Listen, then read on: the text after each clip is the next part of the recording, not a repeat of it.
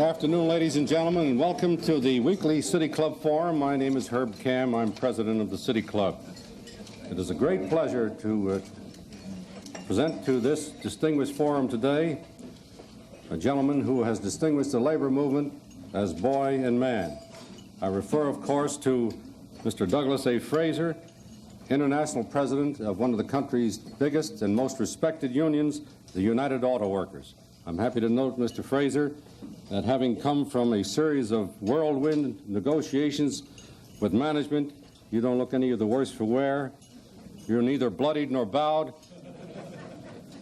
and your Scotch visage looks just as handsome as it did before you went into that tiger's lair. Mr. Fraser, as I say, has spent his life in the labor movement. He came here from his native Scotland at the age of 6, and to all intents and purposes, he immersed himself in the labor movement almost immediately. He was elected international vice president of the UAW in 1970 and president in 1977. Last year, he was named to the executive council of the AFL-CIO. It is also noteworthy to say that Mr. Fraser in 1980 was elected to the board of the Chrysler Corporation. I suppose there are those who would say this is like electing the chicken into the fox coop, but we have sufficient admiration for your skill.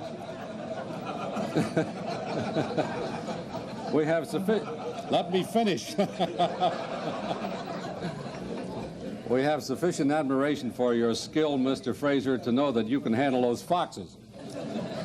Without further ado, I want to welcome to a forum, to a rostrum which has been graced by such distinguished labor liberals as Roger Smith, the president of General Motors, and indeed as well the president of the National Association of Manufacturers. I now welcome Mr. Douglas A. Fraser, international president of the United Auto Workers. Thank you, Mr. Chairman. Thank you, Mr. Chairman. Describing my membership on the board, I'd hoped you'd said rather than the chicken going into the fox coop, it was the fox going into the chicken coop. But let me I had a story to tell you, but with the cameras on and live radio, I think I'll skip it. So let me talk about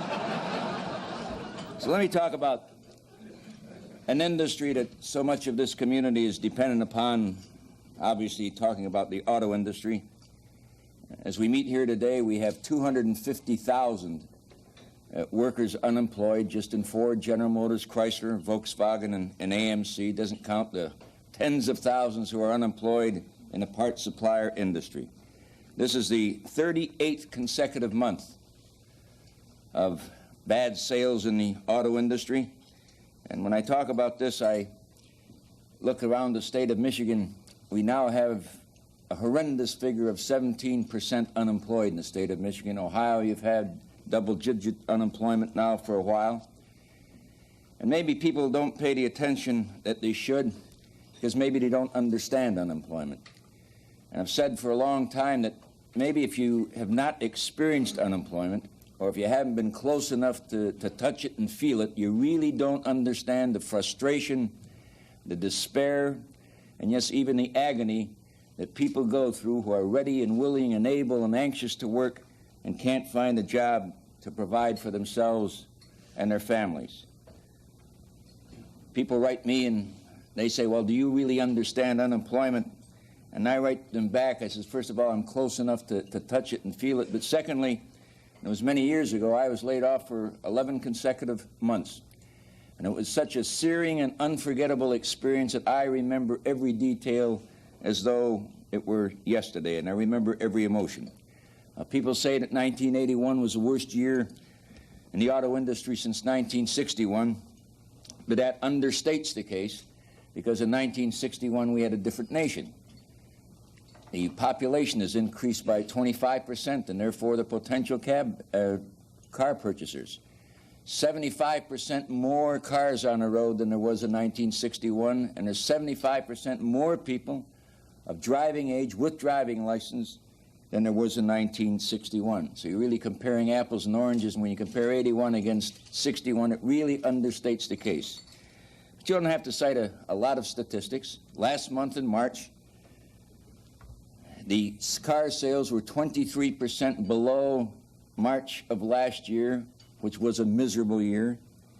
And I suggest to you we will not get out of this depression, and that's what we have in the auto industry, until interest rates come down appreciably and the economy turns around. Now, the interest rates do not only impact upon the consumer, that people go out and purchase cars. It impacts to a greater degree in terms of the industry with the dealers. The dealers, many of them are little small entrepreneurs, and they simply cannot carry the burden of high interest rates and carry a large inventory of cars. And when they don't carry a large inventory of cars, they don't bargain with the customer, the potential customers they should. And then what happens is that the dealer says, well, I've got to make a profit, so rather than selling 3 cars and making $100 per car, for example, and making profit by volume, he tries to make profit by margin, by selling 1 car and making $300 on the 1 car. And that's the dynamics of the high interest rates. And I suggest to you that the economy of this country will not turn around unless the administration changes their economic course. Now, I must say, and I must give the President credit, he gave an absolutely, I believe, a superb performance in 1981 when he was so effective in lobbying his tax bill and his budget through the United States Congress. I think it was a job that we have not witnessed for a number of years. As I say, an absolutely superb performance. The difficulty was it was the wrong program. And Congress is now becoming cynical. Congress is becoming worried. Congress is becoming suspicious that the program is not working, and indeed it isn't. And you mark my words, what's going to happen in the months ahead, because it must happen. The legislative branch of our government, the Congress of the United States, is going to take control of the budget and take it away from the executive branch, because they have no confidence that the program works, and indeed it can't work. You cannot have the horrendous deficit that we're facing and having, and also have low interest rates. Now, I don't like to quote Dave Stockman, except every chance I get. And I almost have his Atlantic Monthly article memorized, but, you know, I think it is a sad commentary for someone who's the inner workings of the planning of the tax program and the budget, and he has these inner thoughts that he didn't express extemporaneously. He had 17 interviews with the person who wrote the column. And among other things, Dave Stockman said that the defense establishment in our country suffers from blatant inefficiency. He says they have contract idiocy. These are his words. And he says it's a swamp over there. And we could save out of the defense budget $10 to $20 to $30 billion. And then those of us who argued about the Kemp-Roth tax bill that the President was advocating said that this goes back, it's really not supply-side economics, it's the old trickle-down theory from the days of Coolidge and Herbert Hoover. And then Dave Stockman comes to the fore and he says the Kemp-Roth bill was a Trojan horse for the rich. And then he went on to say when the tax bill was working its way through Congress, he says, and this is Dave Stockman, he said, couldn't be this harsh, the hogs are really feeding. The greed level, the level of opportunism just got out of control. But when you talk about budgets and unemployment, if there's one thing I want to stress today is that not enough people in our land think about and talk about the impact of unemployment on the budget. And for each 1% unemployment, it costs our nation $30 billion in terms of lost revenue and the money you must put out for social services, unemployment comp, eventually food stamps, and so forth. The unemployment in this nation is now 9%. If you could reduce that to 6%, certainly not an outrageous objective, you could reduce the national budget by $90 billion. And when you talk about the auto industry, you have to think about not only the jobs of the auto workers, but the impact it has on our whole nation. In 1978, the 4 American auto companies paid $2.8 billion in taxes to the treasury of our nation. In 1980, they got tax refunds of $1.8 billion, or a shift in the balance of $4.6 billion just from the basic auto companies. And that's the impact that this horrendous unemployment has had on the budget. Well, we've often said that you can't solve all the workers' problems at the bargaining table, neither can you solve them all at the legislative level. And our union's been criticized for high wages and rich fringe benefits. And we got those high wages and rich fringe benefits because that's what the economics of that bargaining table dictated. We were bargaining with enormously rich corporations, and the productivity of the auto worker was increasing at a rapid rate. And look back over the span of 20 years, and you'll find that our average increased productivity, annual average increase, was 3.4%. And this takes into account the depression years in auto of 1958. We can't get increased productivity because so many people are laid off and you lose the economies of scale and the efficiencies of volume. But despite all that, we've averaged 3.4% increased productivity because we, in our union, realized the fundamental truth that if you're going to get a larger slice of the economic pie, you first should bake a larger pie. Well, now we're facing the new reality, and negotiating that we're now doing, Chrysler first, and Ford and GM, recognizes the new reality and just supports my previous point. Collective bargaining really results from the economics of the specific collective bargaining table. But I hope people don't overlook what we're achieving while making these adjustments in the economic settlement. And we have established, I believe, sound principles. Our union has been advocating profit sharing since 1958. Harlow Curtis was the chairman of the board in GM in those days, and he says profit sharing will mean the end of the capitalistic system. Well, the companies now, Roger Smith and Caldwell, they got religion, and of course they weren't making any profits, so they agreed to profit sharing. But it establishes the principle, in the long pull, you see, if they don't make profits, we're not going to survive. So we know that profits will be there, and we are going to do some of the sharing. But in addition to that, we've been concerned for the reasons I said before, because we understand the frustration and the misery that's felt by a person who's unemployed. And I told Phil Caldwell on the opening day of the Ford negotiations, I said, you know, I know that the auto industry is a volatile, cyclical industry, but we have to find a way that when we contract the workforce, we do it in a more humane and civilized manner. And to that end, this agreement does introduce a new program, what we call the Guaranteed Income Stream, which adds a great measure of security to the auto workers and their families. We are going to establish a couple of pilot projects in Ford and at least 4 in General Motors, where layoffs will be by attrition only. All of these are very, very important principles. In addition to that, there's a big change that's come over the auto industry and their attitudes. The auto industry over the years has been managed by people who thought they knew all of the answers to all of the problems, never listened to anyone, and to put it bluntly, they were arrogant. And now, because of the difficulties of the recent years, are becoming more humble and are beginning to search for new solutions to the old problems. And for the first time, they have recognized what we knew all along, that the auto worker is an intelligent person who has great ingenuity about their jobs. And now the companies are saying, and this will never change, even when we return to prosperous times, they're saying we are going to take advantage of the worker's intelligence. And the important thing to the worker is that finally, the company goes right down to supervision. They finally realize that that worker on the line has something more to offer than their brawn.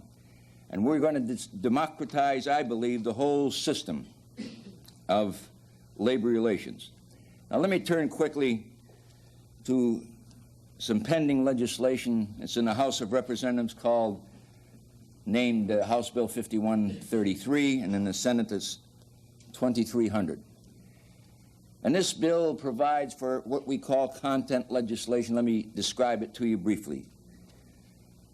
The legislation would provide that if you sell over 100,000 cars in our market, you have 25% American content, 150,000 cars, 50%, 250,000 cars, 75%, and 500,000 cars and over, you must have 90% of American content. Toyota, Nissan, the builders of Datsun, already fall in the 500,000 category, and Honda will be there, I believe, in short order. Now, I know all of the economic arguments in opposition to any restrictive trade measure. But some people are in the habit of calling people like Bill Cass Stevens and myself and others knee-jerk liberals. Well, they're knee-jerk free traders, too. Every time you mention free trade, their knees just jerk, and they don't pay any attention to whether or not that free trade is fair trade. And I can tell you that we have a one-sided, lopsided, discriminatory trade arrangement with Japan, that they know all of the tricks and how to keep our goods out of that country, or if they come in just at a very limited degree, but they're learning the content technique now. They made an agreement, really, recently with Boeing for the new generation of Boeing planes, the 767s. And a part of that agreement is that it must have 40% Japanese content. Then they made an agreement with Lockheed for their starfighters, 45% Japanese content. Then they made an agreement with McDonnell Douglas for their F-15s and F-16s, 45% Japanese content.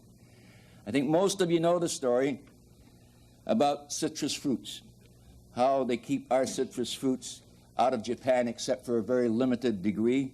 And you go to Japan, you pay $4 for a glass of orange juice, but they're protecting that citrus fruit industry in Japan. In meats, those of you who've been over there knows $35 for a steak because they protect this little tiny cattle industry in Japan against the imports of meat. And tobacco. They only allow 1% of all the sales in tobacco at the retail level to be American tobacco. And until recently, to add insult to injury, when the American companies advertised in Japan, they had to do it in English. Now, that would be all right with me. That would be all right with me if we made the Toyota dealers and the Honda dealers and Nissan dealers to advertise in Japanese in this country.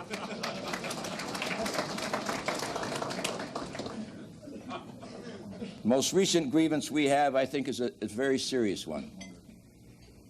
Our nation, in an effort to put pressure on the Soviet Union, which I'm in favor of, because of the way they behaved toward Poland, said that we're going to impede the Soviet Union in the building of the pipeline, natural gas pipeline from the Soviet Union, from Siberia, really, into Western Europe. And the way we're going to put the pressure on, we're going to withdraw from the Caterpillar Tractor Company, based in Peoria, Illinois, members of our union, and from Alice Fiat, I think they call it Fiat Alice, in Springfield, Illinois. We will not allow them any longer to sell pipe-laying machinery to the Soviet Union. Now, it's a considerable sacrifice, but if you're going to have a foreign policy that calls for putting pressure on the Soviet Union, someone has to sacrifice. But what happens?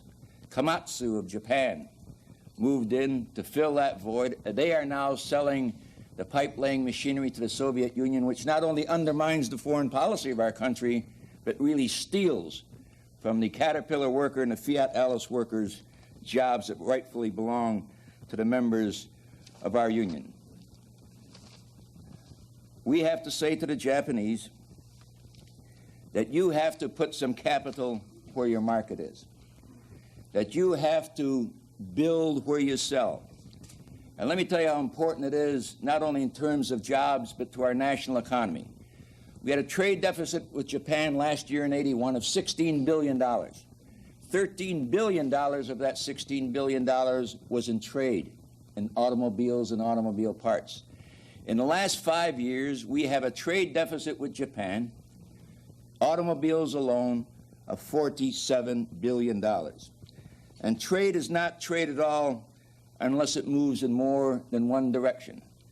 And what the content bill will do will force the Japanese to behave in a more responsible trade relationship and make them put, as I said, capital where their market is. And Volkswagen, you know, did this. They behaved like more responsible trading partners. We have 4,200 American workers employed in Westmoreland, Pennsylvania, in the assembly plant.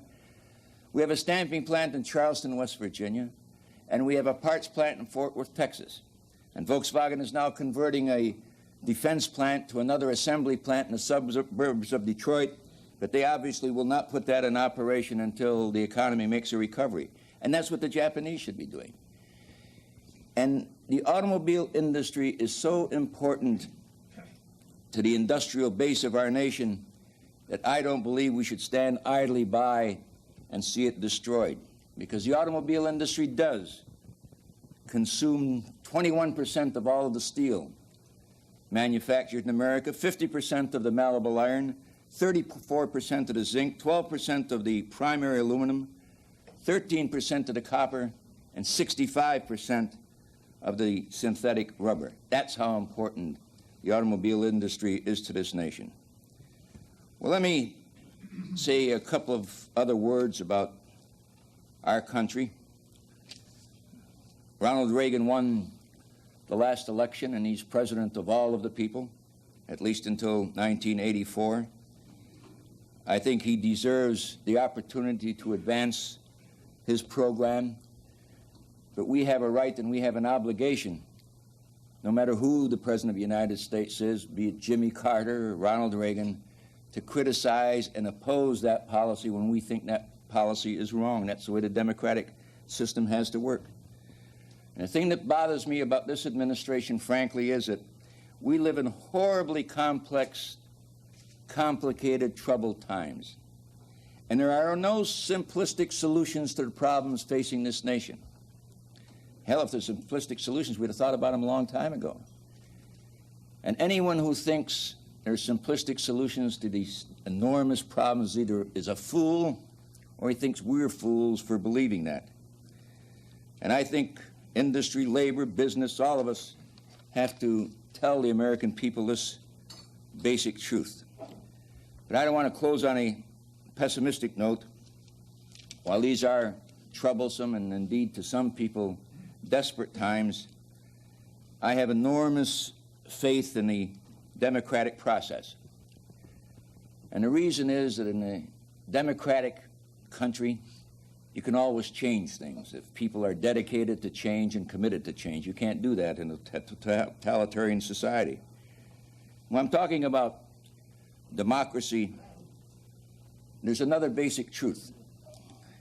For those people in our land who reject unions out of hand, who reject unions as institutions. Now, there's unions in this country. I've spent my whole life in the labor movement. I wouldn't spend the next 5 minutes of my life in some unions. But I'm talking now about unions as an institution. And I ask this audience, you just look around the world, and where you find freedom and democracy, you'll find a viable labor movement. And take another look around the world and look at all of those totalitarian societies, and have one thing in common. They don't have a labor movement. Hitler knew this. The first thing he did was destroy the labor movement.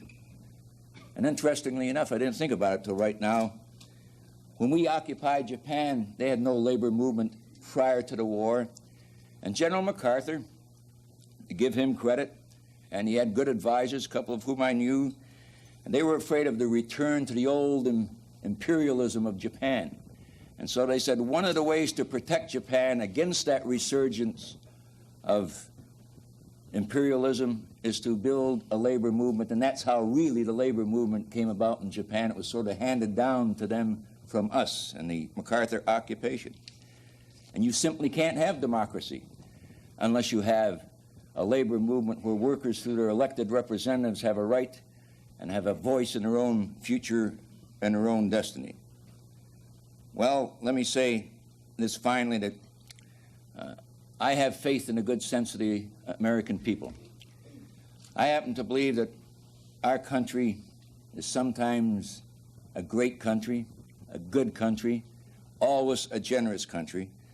And what we need is a perseverance and tenacity to see us through these troubled times, and we'll find solutions to the problems facing the American people. Thank you very much.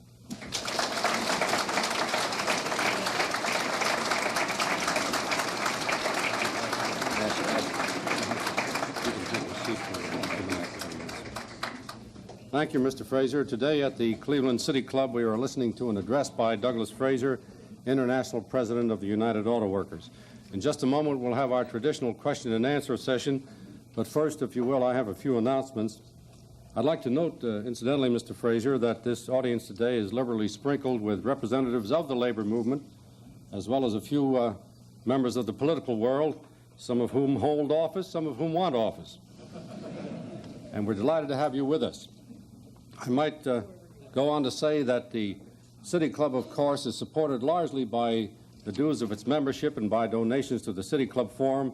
Many of our more than 1,200 members are members of the labor movement, and if there are any labor representatives here who are not members of the City Club, I can only suggest that turnabout is fair play. We'd be delighted to have you join our club. In any case, come back next week, that's April the 16th, and listen to an address by Abe Raskin on the subject, Can unions built on more survive by settling for less? Very provocative subject. And now we are ready for questions from the floor. Mr. Alan Davis, our executive director, has one microphone in the front of the room. Bob Conrad is at the rear of the room. Please make your questions as brief as possible, and let's have the first question. Mr. Fraser, you referred to the 90% content requirement. What are the current levels of Ford, General Motors, Chrysler, and American Motors? And what about the trends to whatever that term is for purchasing things out of the country by American producers? Yeah. GM and Ford are in a range of about 95% American content. Chrysler is almost, no, they're not. They get some Volkswagen engines from Germany, but outside of that is almost total American content. The trend toward what we call outsourcing is a troublesome trend, and one that we try to address in these negotiations. And therefore, I might take a minute. That's one of the problems with our trade relationship. Mexico has a content requirement, 67% of content. Of every Mexican car assembled must have 67% Mexican content. And that's what motivated Ford and Chrysler and GM to start building engines there. And when you build an engine, you put that enormous amount of capital into an engine line, an automated engine line. It's not just building just 150,000 to satisfy the Mexican market. You build 300,000, satisfy the market there, and ship 150,000 here. In addition to that, Mexico has a law that requires that any company doing business with Mexico must import from them as much as they export to Mexico. And these are the kind of trade relationships that get us in trouble, I believe. As far as I'm concerned, the perfect solution to the problem would be the Japanese putting capital here and creating jobs here, because that would not only do the beneficial things that flow from that decision, but also would maintain the discipline and the competition that the American companies need. Mr. Fraser, you spoke about productivity. Are you encouraging robots in manufacturing, since more jobs would be permitted because of maintenance of these robots? Or are your workers still against robots being used in manufacturing cars? Well, first of all, we've never opposed robots or new technology or automation. That's precisely why we were able to increase our productivity at such a rapid rate. We always believed in the philosophy of increasing productivity through new technology and automation. Now, the thing that I think represents a danger, you have to do it in a rational way, and you can't just automate a plant overnight. You have to have some concern about the workers. And here again, I would predict that what's going to happen down the road is that we will not have any layoffs as a result of new technology. We'll compress the workforce and contract the workforce through attrition.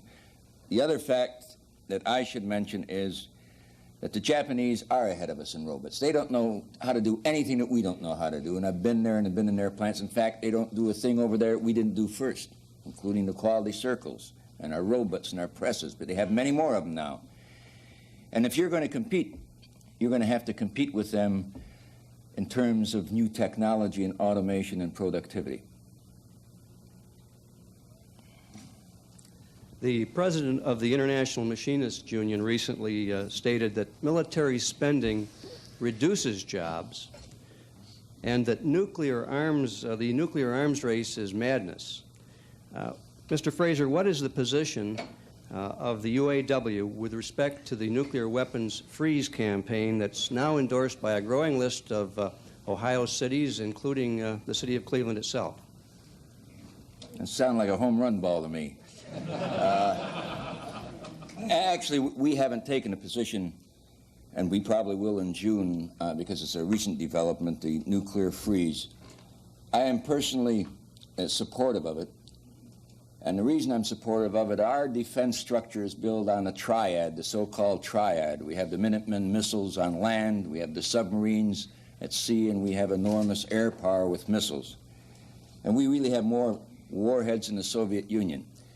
And from my perspective, as long as we have the power, as long as we have the means to devastate the Soviet Union in the event of a first strike, then I think we're safe. And I think we're safe many times over now, and there's no necessity of going ahead with this madness of building more and more and more, because the Soviets will just do the same thing and just escalate the enormous amount of money and resources that we spend in missiles, and it doesn't make the world any safer. You know, how much do we need? You know, as somebody said, I think it was Kennedy, it's just how high you can make the rubble bounce, because you can destroy the whole Soviet Union, they can destroy us. But we must maintain that capability. We must maintain that capacity so that what the Soviet Union knows, there'll be sheer madness to drop a bomb on the United States. As long as you can maintain that, you don't need any additional missile buildup. Mr. Fraser, how is job security protected in Japan when they introduce labor-saving devices and robots? It's an interesting question, because I just saw the other day where the workers in Nissan, Bill Datsun, won a conference with a study undertaken by the company to determine what should be done with workers who are redundant because of the introduction of robots. Now, they've had the advantage that we've had, frankly, over the years, is they've always had an expanding industry. They've been able to absorb all of the workers and even add to the workforce because you have an expanding market. And this essentially is what happened in the United States in the auto industry. Just let me tick off a couple of figures for you.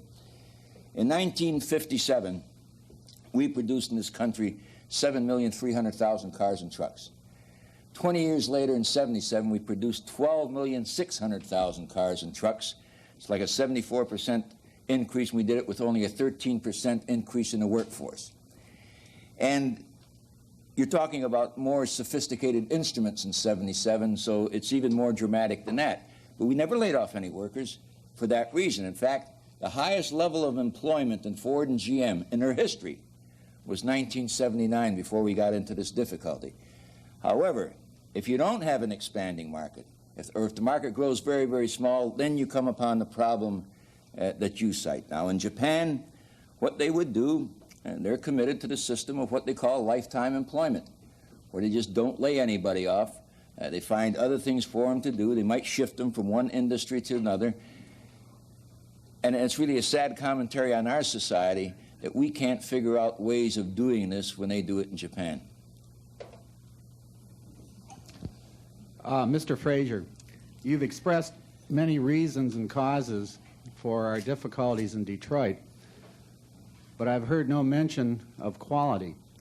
How do you rate quality of the American product to the quality of the Japanese product? Some people talk about the perceived quality of the Japanese cars. It's not perceived at all. They are of good quality. Let me tell you what happened in the American auto industry. And let's not go back into ancient history. In 1977, 1978, we were selling every car we could build. And there were tremendous years for us, employment at record levels. And what happened is that the plant managers in the system, and from the plant managers to the superintendent and the foreman, they were measured by whether or not they got the quantity of the cars coming off the line that was expected of them, because get them into the dealer's hands so the dealers could sell them. And with that attitude, I think quality slipped a bit in the order of priorities, because he was measured by getting the cars out.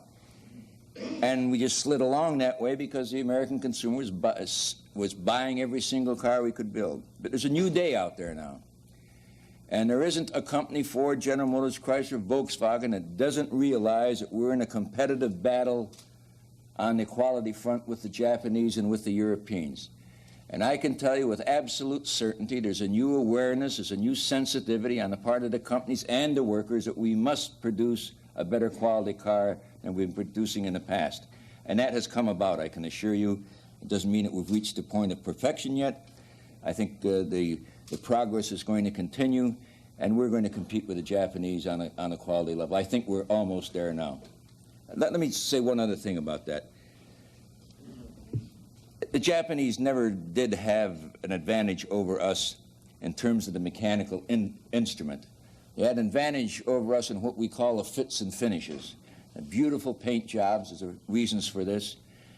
And secondly, the parts fit better together. But in terms of mechanical instrument, there's proof being developed now on our proving grounds that the Japanese cars are not as durable as the American cars. Secondly, the other point I want to make, because it seems to me if you want to talk about the quality of a product, safety is part of that quality. And now we can demonstrate, this is not me advocating a point of view, we can demonstrate, and it has been demonstrated, that the American cars are simply safer than the Japanese car. You'll suffer less serious injury in an accident, and you will not have the number of fatalities in an accident you have in the Japanese cars.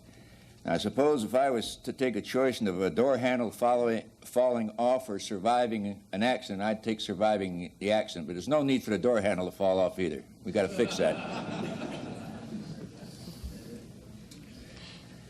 Mr. Fraser, we all subscribe to wanting the good old days of full employment in our automobile industry and lower interest rates, which would help bring that back. But I think that a lot of laid-off factory workers are looking for some hope for their future and want to pay their mortgages and want to be able to put food on their tables. And therefore, I'm wondering what the international movement is doing to perhaps help those people who might never be rehired to get retraining. In our local area, there are many agreements between the unions and places like our public colleges, Cuyahoga Community College, Cleveland State University, in helping to foster those people who do want to be trained in new high technology that is needed to have those opportunities.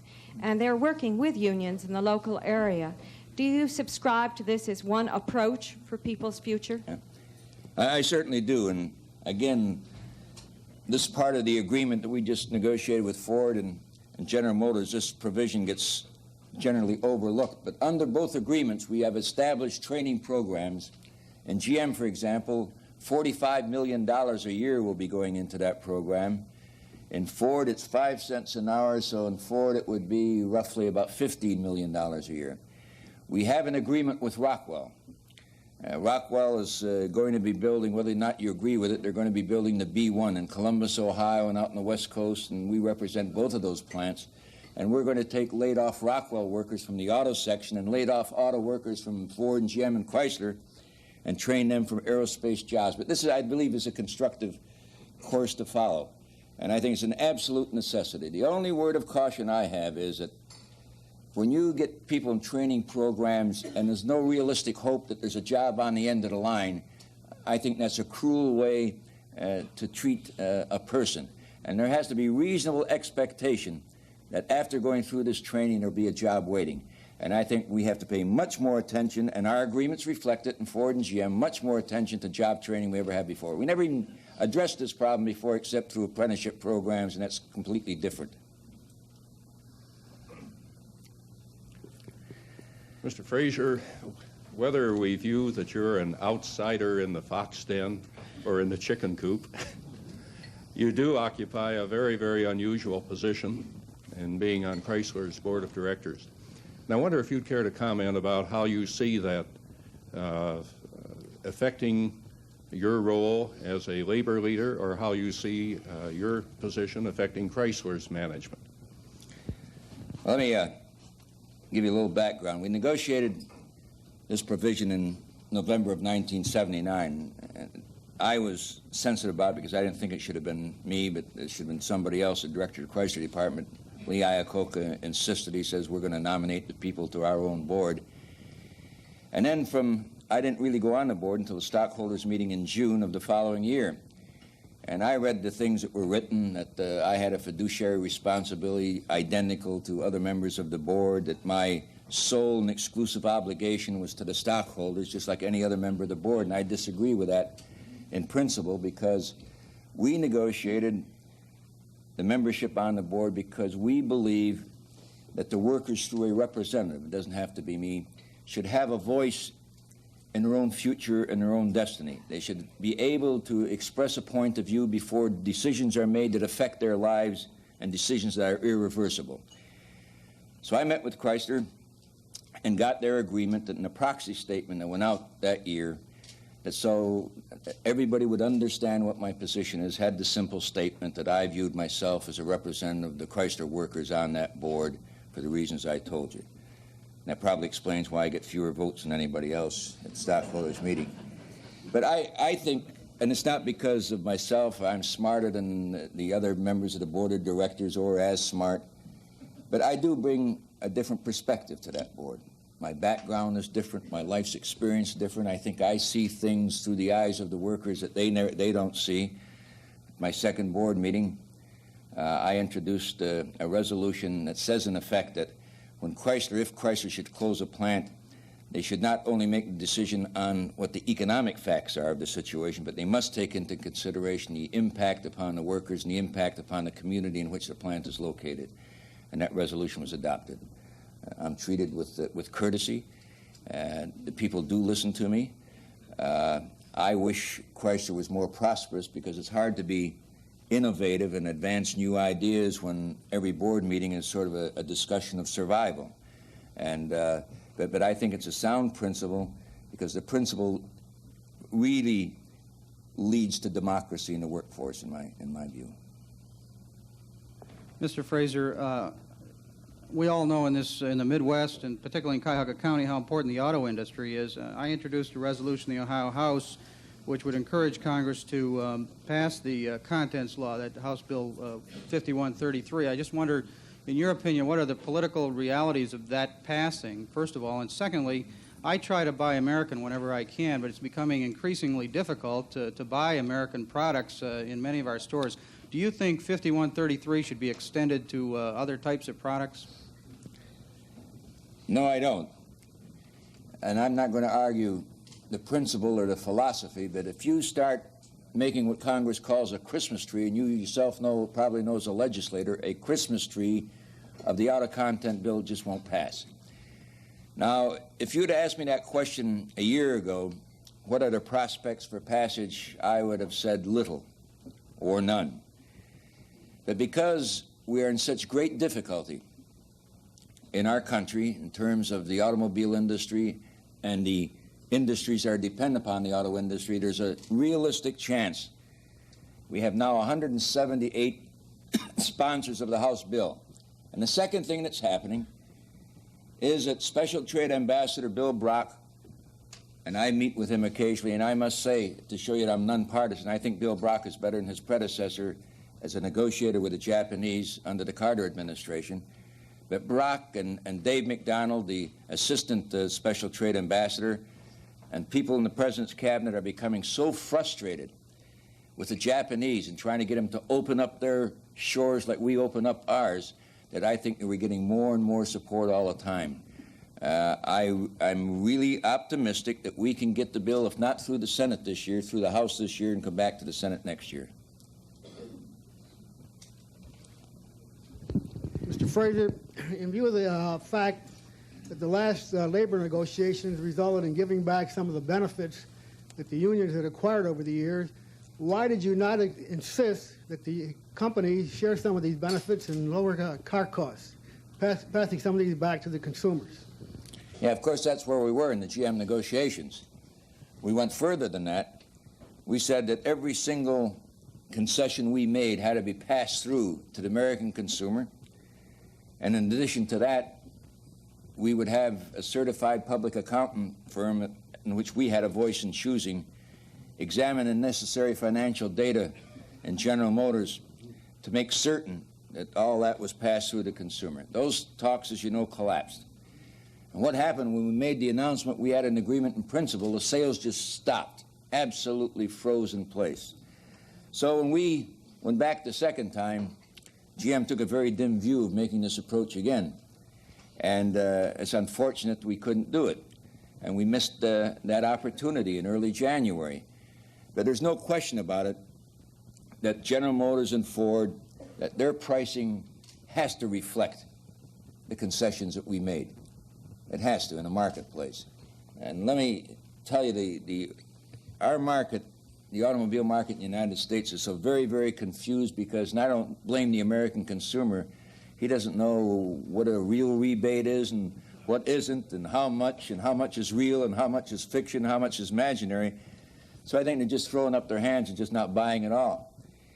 And I'm encouraged, and I told Lee Iacocca this, and I told Caldwell this, and it goes to an earlier question. What we now should concentrate on is proving to the American public. You can't do it with speeches. You have to demonstrate to the American public that our quality is back to where it should be. And that's why, I don't know if you saw the Chrysler announcement, I think it was yesterday, to now have a 50,000-mile guarantee on their powertrain, five-year guarantee on the metal, guarantee against rusting. And those are the kind of things that I'd rather see, really, against, rather than rebates, put our money there and give it to the consumer that way.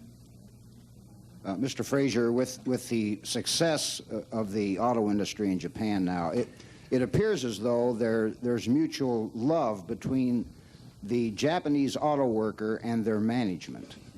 And at least you don't really hear much about any strife of the labor movement in Japan relating to automobiles. I don't know if they've ever had a strike. I'm sure they have.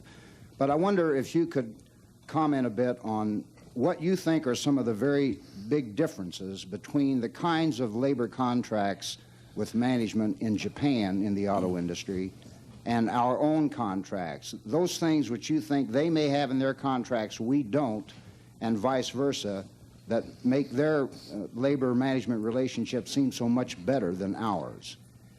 Well, first of all, they take a great deal of credit for what they call quality circles, which alleges to give the Japanese worker a great voice in designing their own job. Well, quality circles was an idea of Professor Deming of Princeton University, and the last time I heard it was New Jersey and not in Tokyo.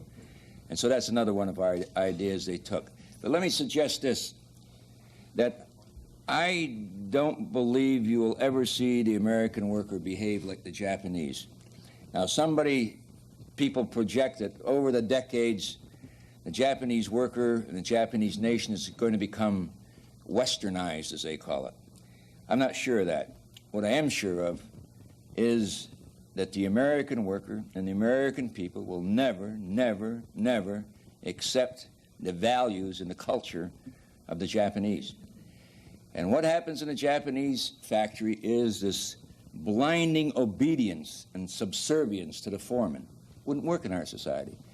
Because the workers in our society value individualism, value the right to dissent, value the right to speak up, value the right to demonstrate when they want to demonstrate. And that's foreign to the culture of Japan. And that's not a recent development that happened not over decades, but over centuries. And it's going to be hard to change that. I can tell you a story. I was in one of their plants there, and we're going down the aisle, and like workers all over the world, the workers are in clusters, and they want to go to the place where they eat lunch. Is dash out and run and go to the dining room. This is before they do their exercises. And there's a group of workers, I'd say about 60 workers in between machines, and they're going to dash across the aisle. The lunchroom was over this way. And I'm walking down the aisle with this fella and the supervisor, and the whistle blew, and they start going. He just raised his hand like that, and they stopped dead in their tracks and waited until we walked past him. So I said to this guy, if that happened in the United States, and pardon the expression, you get knocked on your ass. You would get stampeded. But that's the difference.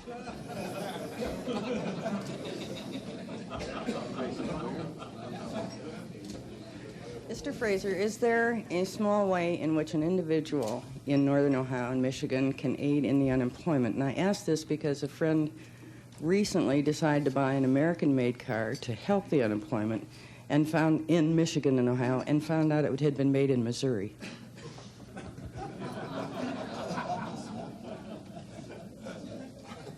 Well, that's still part of the United States, isn't it? Well, actually, our cars are so integrated. For example, you haven't got assembly plants here, have you, Bill? Yeah, what assembly plants? Oh, Lordstown. Jeez, I'm trying to forget Lordstown.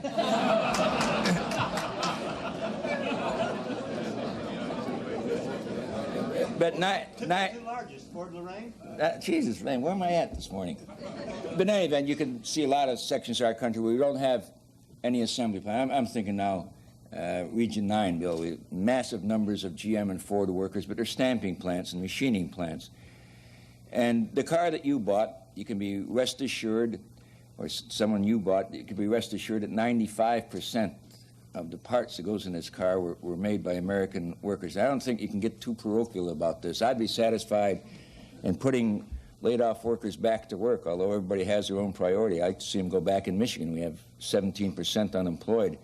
But I'd be satisfied if the auto workers got called to work as long as it was in our country.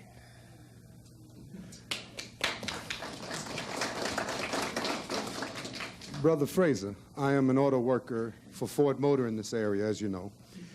I have a question about us being proud of the history during the Depression, when we, and times were as bad as they are now, if not worse, when we fought for our union and our conditions. How do we help the conditions of our members and the working class generally by taking less now in this crisis? Thank you. Well, we did what we did because we were thinking about the workers. And let's just take the GM agreement. I could get to Ford if you wish, but let's take GM because it's fresher in our mind. And what we did in GM is save 4 plants that would otherwise close, and that work would have been outsourced to non-union employers. In addition to that, we have not given up on the Coit Road plant. We're still meeting and we're still pressing, and hopefully we can save that plant. I can tell you it'll be an all-out effort made. And so you say to yourself, it depends upon your values, you see. And one of the principles of the labor movement that I understand and the labor movement that I want to belong to is we are our brother's keeper. And if I had to make concessions to save the jobs of those thousands of people and nothing more, we got a lot more than that, but if the only reason for me to make concessions was to save the jobs of the people in those 4 plants, I would do it. We did a lot more than that. We've got 2 plants that'll close on the West Coast. There's no way that they're going to open up again unless this market makes a recovery. They're 2 assembly plants. You know, you can't do anything with assembly plants. 50% of the market there is now import, so it's uneconomical to assemble cars there. Well, because of what we did in GM, workers with more than 10 years seniority, you have to draw the line someplace. I wish it would include everybody, but workers with more than 10 years seniority in the Fremont plant and the Southgate plant will have security for themselves and their families for the rest of their lives, unless they find another job. And these are the things that I believe is important, and I believe that what we did in Ford, it was different. You know, this is a company that lost $1.3 billion in 1980, $1.7 billion in 1980, $1.3 billion last year. And you watch the first quarter report, which will be out later on this month. And I would venture to say that Ford in North America, no, I shouldn't say, it's going to be a huge loss again. And these are the realities of the bargaining table. And you know, in the labor movement, Walter Reuther used to say, you know, when you climb a mountain and you want to get to the top of that mountain, it's not a straight climb up. You climb up for a while and you have to go parallel for a little while. You might have to take a couple of steps down to get better footing. But that doesn't stop you from reaching the top of that mountain.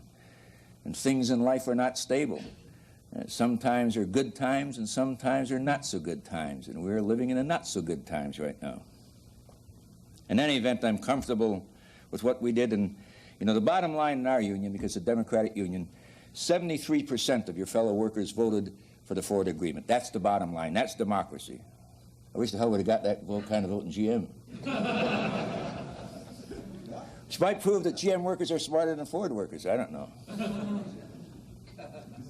Mr. Fraser, I read in an article someplace recently that not only is the American auto worker paid about $8 an hour more than the Japanese auto worker, but then in the American automobile industry, there's twice the labor hours in each car than in the Japanese auto industry. What can be done to correct that imbalance in view of the differential in prices between Japanese cars and American cars? Well, first of all, there's several answers. First of all, I've seen those figures and they compare apples and oranges, because what they do is they take the Toyota plant and say how many cars come off the end of that line, how many workers. Then they look at the Lordstown plant, for example. But in Lordstown or any assembly plant in the United States, just the way we built the industry, we have more what we call vertical integration. More parts are produced in the assembly plants in our country than is the case in Japan. Japan is pure assembly. And they don't count the number of workers in the part supplier plants that feed the Toyota plant, for example. That's one. Now, there is a differential between American wages and Japanese wages. I don't happen to think it's $8 an hour, but let's assume the $8 an hour for a moment. In General Motors now, and this is a horrendous figure, we are now paying $2 an hour in health care, for health care benefits in General Motors. They don't have that in Japan. Japan, they have national health insurance, or form of national health insurance, so you don't even bargain about health insurance in Japan. It's $2 an hour right there. Let me make one other point. The same economists who talk about $8 an hour say, well, the Japanese have a landed cost advantage of an American car by $1,500, which means when the car lands here, off the ship, it's $1,500 cheaper than the American car. There's a question about that, but let's assume that's correct. Let me tell you how the Japanese do it. And more bankers and economists in the United States are catching on to this now. The Japanese hold down the value of the yen, which make their products cheap when it comes into this country. And the yen is now, I don't know, about 240 to $1. If the yen would depreciate, would strengthen as it should, and go to 175 to $1 as it was in 1979, a lot of bankers and economists say it should be around 175 to $1, it would reduce that $1,500 differential by 2/3. You'd wipe out $1,000 of that $1,500 differential if the yen were valued in a realistic way.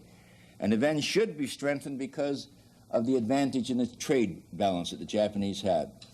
But like so many things, the Japanese are able, there's various methods they use to depress the interest rates, and that, of course, weakens the yen. If you had a stronger, higher interest rates, it would strengthen the yen. Now, one other thing I might say, not to put it all on the backs of the Japanese, one of the reasons their yen is weak as it is because of our high interest rates.